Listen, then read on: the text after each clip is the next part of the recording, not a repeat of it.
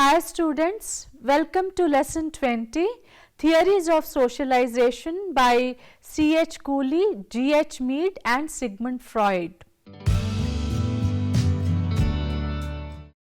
Man's behavior is learnt behavior.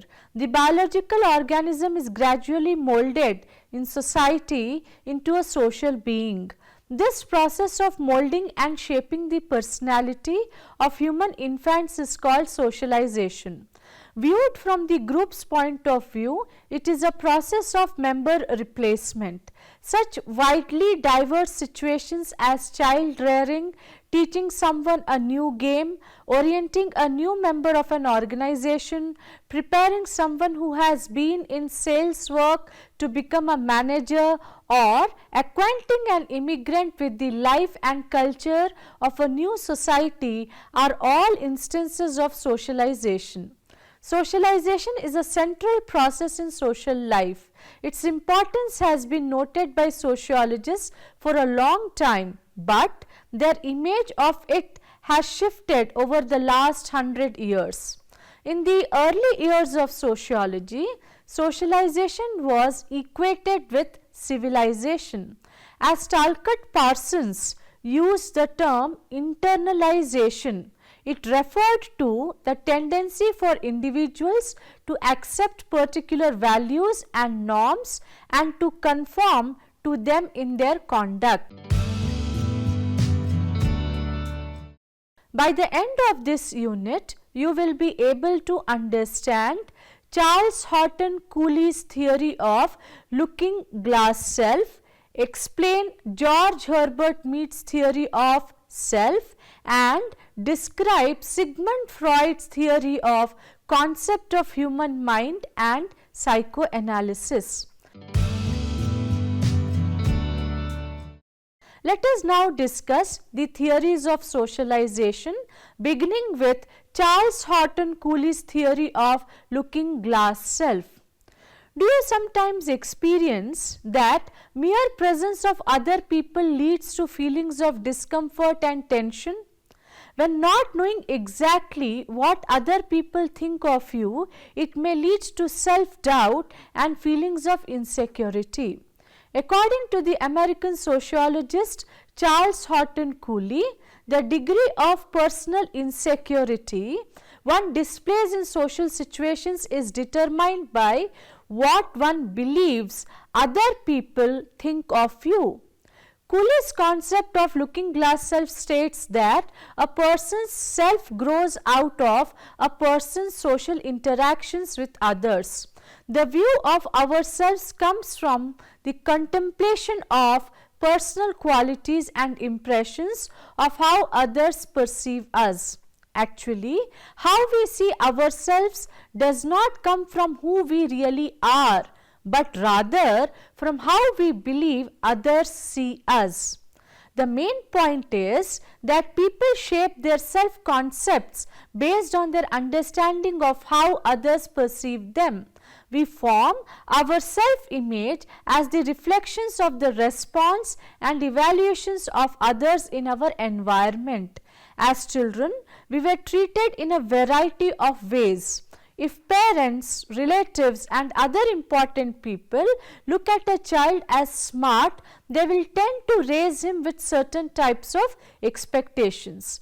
As a consequence, the child will eventually believe that he is a smart person. This is a process that continues when we grow up.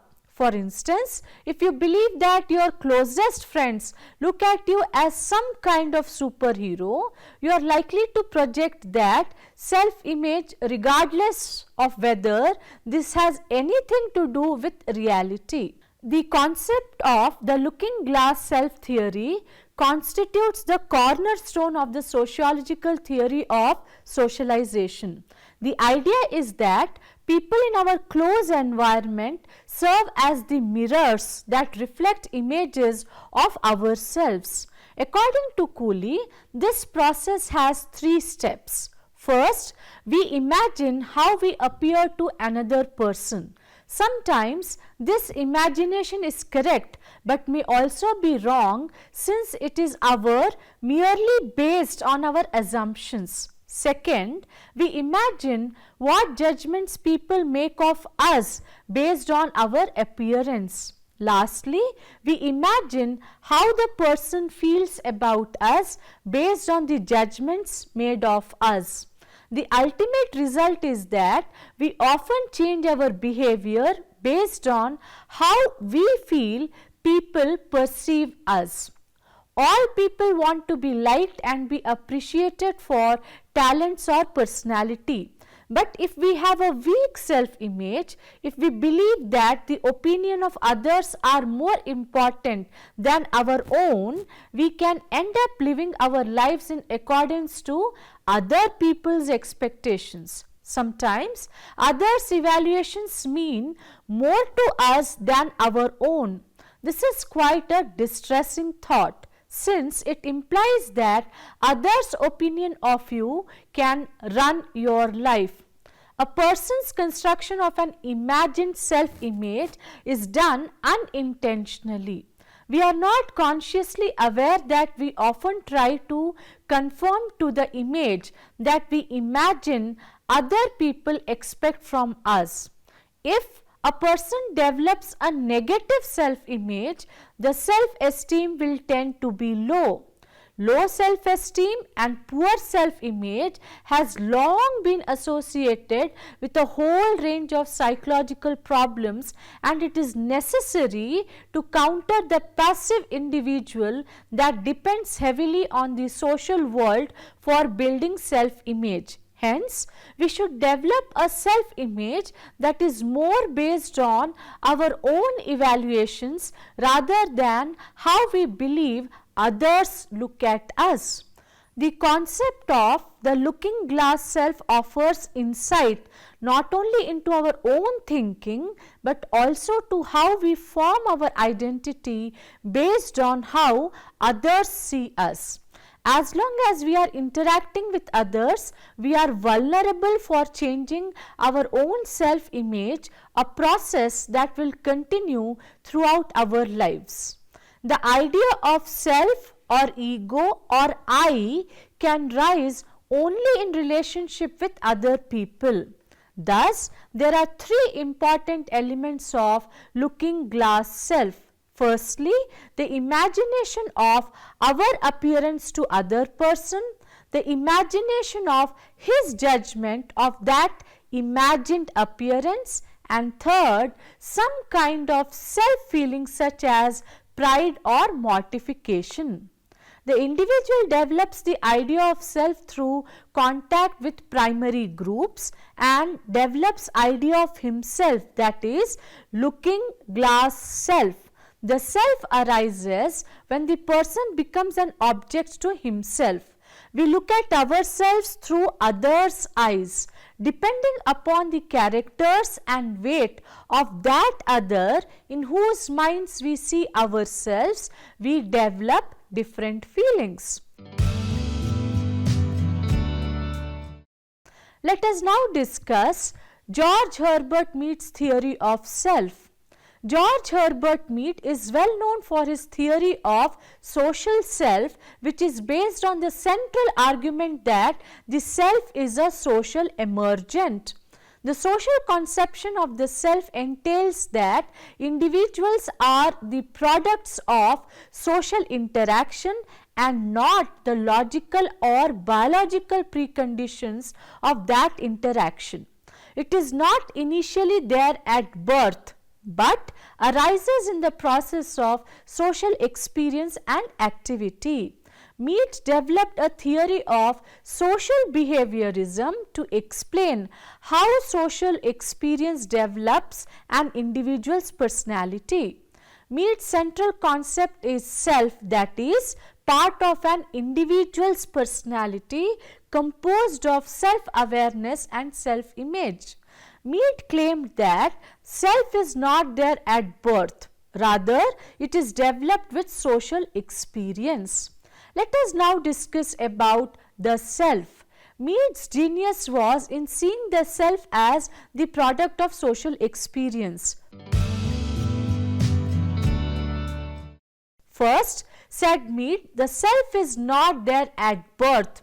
it develops. The self is not part of the body and it does not exist at birth.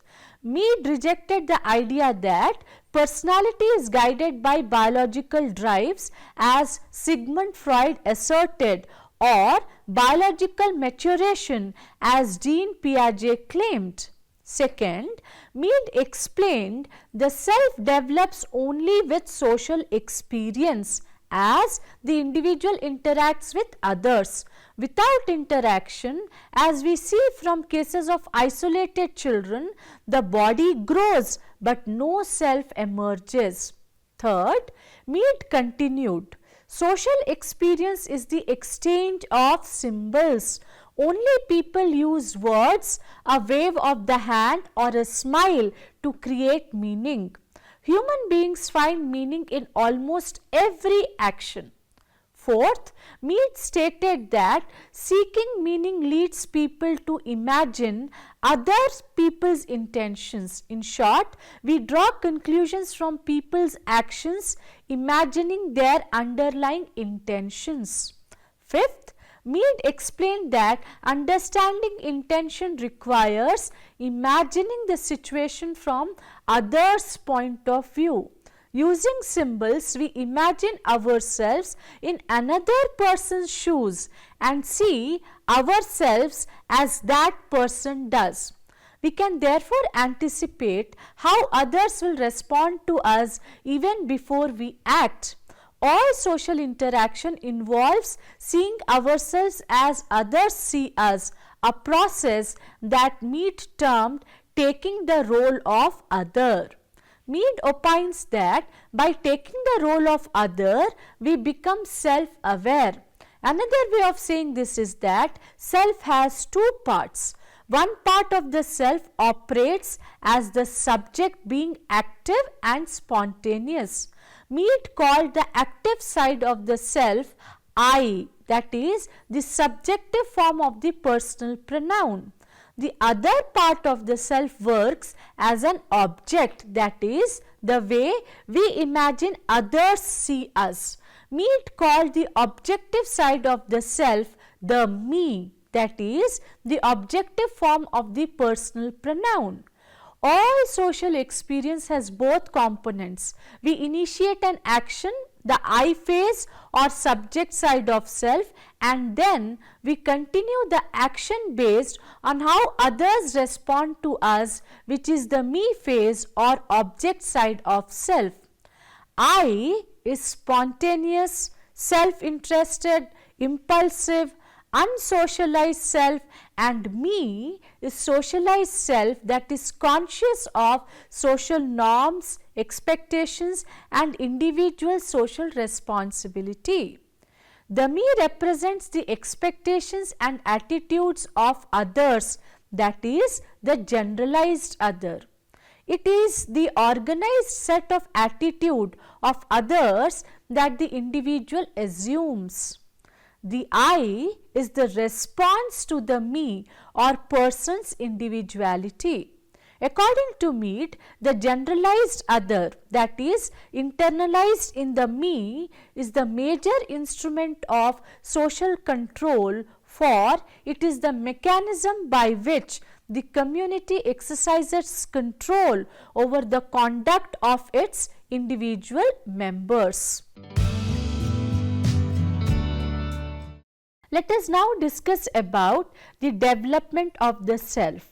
According to Mead, the key to developing the self is learning to take the role of other. Because of their limited social experience, infants can do this only through imitation.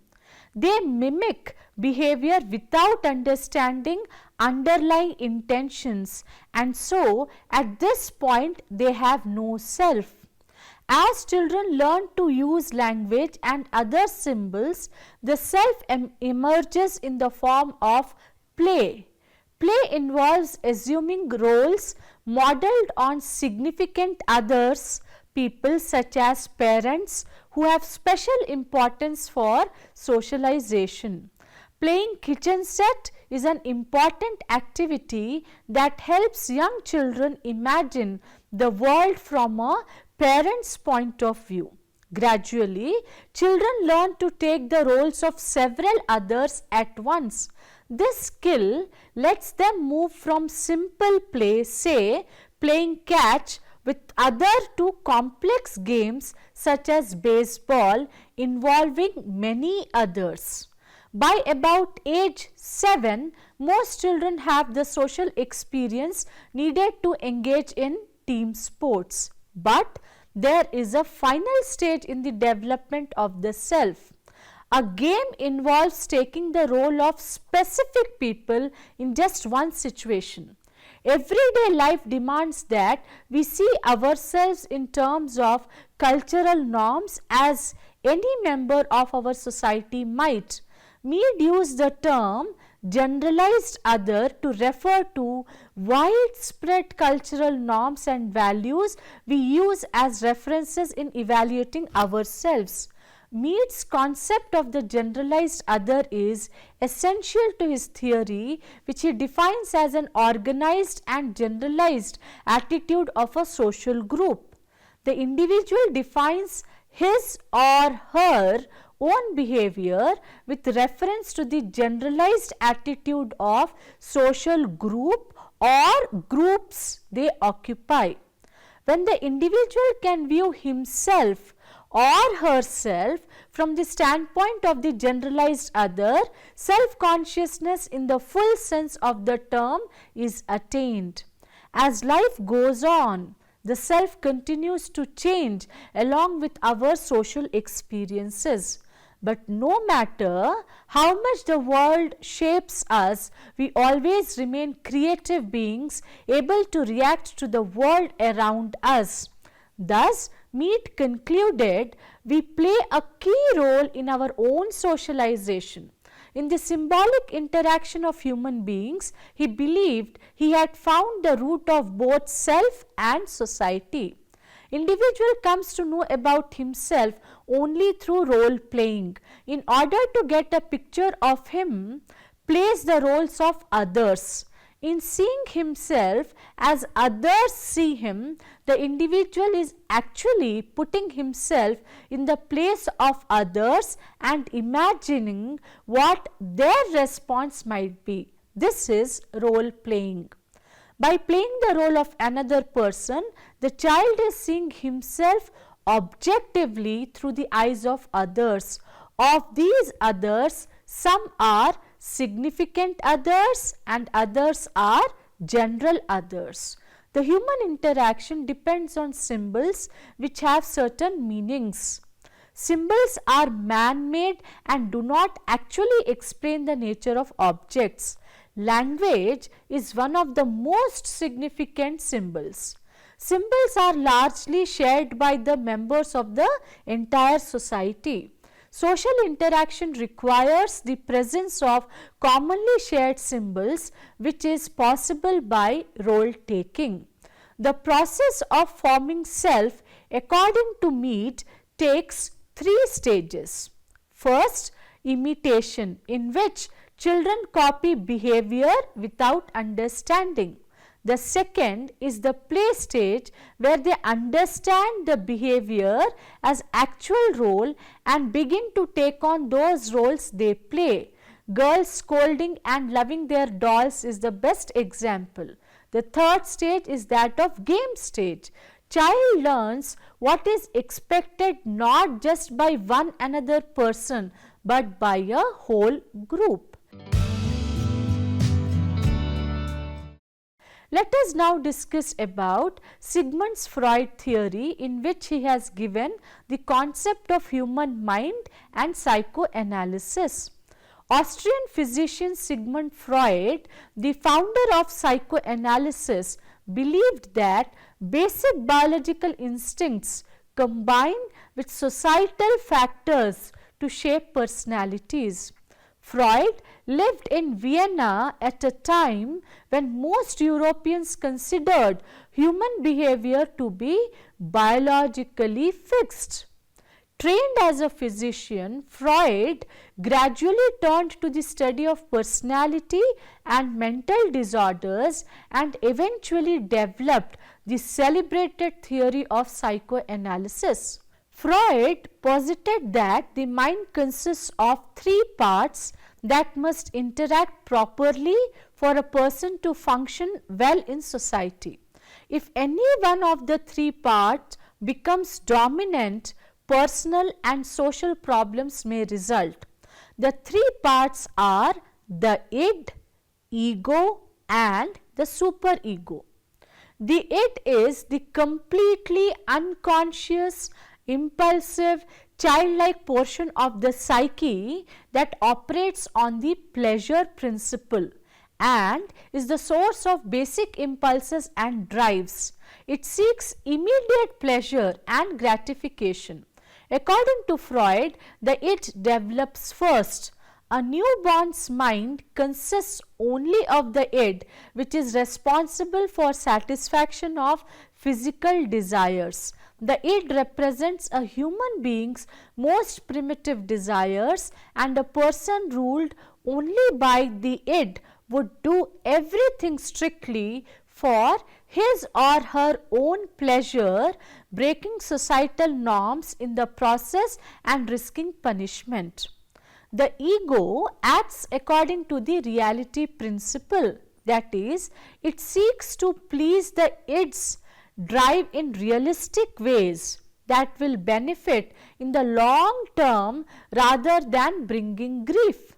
Ego is that part of the mind that resolves the conflicts between the id and the superego. Normally, the ego balances the desires of the id and superego, but when it fails, a person may have difficulty making decisions which can lead to behavioral problems. Finally, the superego aims for perfection. It comprises that organized part of the personality structure, mainly but not entirely unconscious, that includes the individual's ego, ideals, spiritual goals and the psychic agency that criticizes and prohibits his or her drives or fantasies, feelings and actions. As children move from infancy into childhood, their minds develop a superego or conscience which encourages conformity to societal norms and values. Someone with a hyperactive superego would be confined within a too rigid system of rules which would inhibit his or her ability to live normally. Freud claimed that biology plays a major part in human development, although not in terms of specific instincts as is the case in other species. Rather, he theorized that humans have two basic needs or drives that are present at birth. First is a need for sexual and emotional bonding, which he called the life instinct or eros, named after Greek god of love. Second, we share an aggressive desire he called the death instinct or thanatos, the Greek word for death. These opposing forces operating at an unconscious level create deep inner tension. Let us now talk about Freud's model of personality. Freud combined the basic needs and the influence of society into a model of personality with three parts: id, ego and superego, as we have just discussed. Rooted in biology, the id is present at birth, making a newborn a bundle of demands for attention, touching and food. But society opposes the self-centered id, which is why one of the first words a child typically learns is no.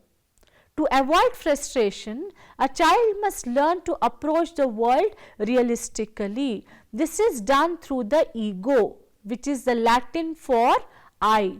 which is a person's conscious effort to balance innate pleasure seeking drives with the demands of the society. The ego arises as we become aware of our distinct existence and face the fact that we cannot have everything we want. In the human personality, the superego, the Latin for above or beyond the ego, is the cultural values and norms internalized by an individual. The superego operates as our conscience, telling us why we cannot have everything we want. The superego begins to form as a child becomes aware of parental demands and matures as the child comes to understand that everyone's behavior should take account of cultural norms. To the id-centered child, the world is a bewildering assortment of physical sensations that bring either pleasure or pain. As the superego develops, however, the child learns the moral concepts of right and wrong. Initially, in other words, children can feel good only in a physical way, such as by being held and cuddled. But after 3 or 4 years, they feel good or bad according to how they judge their behavior against cultural norms, that is, doing the right thing. The id and superego remain in conflict, but in a well adjusted person, the ego manages these two opposing forces. If conflicts are not resolved during childhood, Freud claimed they may surface as personality disorders later on. Culture, in the form of the superego, represses selfish demands, forcing people to look beyond their own desires. Often, the competing demands of self and society result in a compromise that Freud called sublimation. Sublimation redirects selfish drives into socially acceptable behavior. For example, marriage makes the satisfaction of sexual urges socially acceptable, and competitive sports are an outlet for aggression. Mead's concepts of I is different from Freud's id and superego. For Freud, the id originates in our biology, but Mead rejected any biological element of the self, although he never clearly spelled out the origin of I. In addition, the id and the superego are locked in a continual combat, but the I and me work cooperatively together. According to Mead, there are 3 activities through which the self is developed: language, play and game. Language allows individuals to take on the role of the other and allows people to respond to his or her own gestures in terms of the symbolized attitude of others. During play, individuals take on the roles of other people and pretend to be those other people in order to express the expectations of significant others. This process of role playing is key to the generation of self consciousness and to the general development of the self. In the game, the individual is required to internalize the roles of all others who are involved with him or her in the game and must comprehend the rules of the game. The famous cases of Anna, Isabella and Jeannie are classic examples of importance of socialization and problems in the absence of the same. After her discovery, Anna, the feral child from Pennsylvania, received extensive medical attention and soon showed improvement. When Kingsley Devis, the American sociologist and demographer, visited her after 10 days, he found her more alert and even smiling, perhaps for the first time in her life. Over the next year, Anna made slow but steady progress, showing more interest in other people and gradually learning to walk. After a year and a half, she could feed herself and play with toys. 5 long years of social isolation had caused permanent damage. At age 8, her mental development was less than that of a 2-year-old. Not until she was almost 10 did she begin to use words. Because Anna's mother was mentally retarded, perhaps Anna was also. The riddle was never solved. However, because Anna died at age 10 of a blood disorder possibly related to the years of abuse she suffered. A second case involves another girl found at about the same time as Anna and under similar circumstances.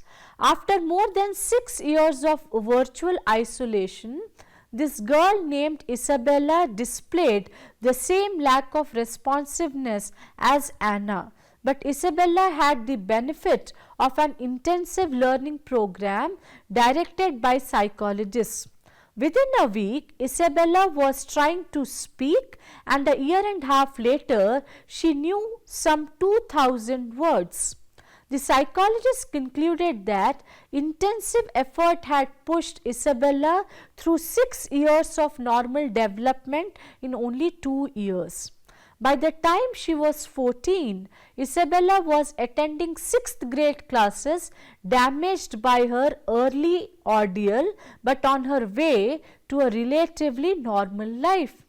Jeannie, another case of childhood isolation, involves a California girl abused by her parents.